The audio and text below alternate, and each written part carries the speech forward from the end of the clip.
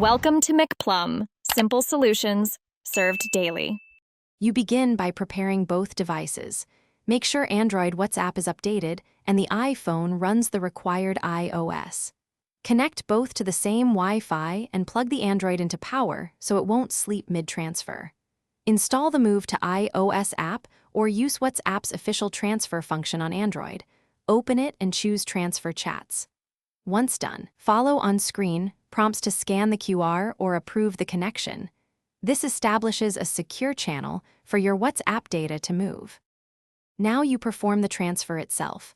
On Android, tap Transfer Chats or Export and opt to include media if you need photos and videos. Be aware media increases time. On the iPhone, open the WhatsApp setup and scan the QR or accept the transfer request so the devices authenticate. The Android app will package and stream the chat archive to the iPhone, watch the progress bar, and keep both apps foregrounded.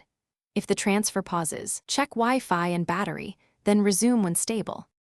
Finish by activating WhatsApp on the iPhone using the same phone number. The app will detect the transferred archive and restore it.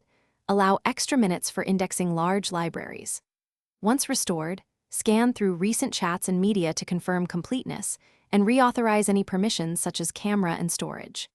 If something goes wrong, try again using a wired connection or the official cable method, free up storage on the iPhone, update both apps and OS. Then repeat the transfer. That usually resolves common failures. Thanks for watching. Stay juicy and subscribe.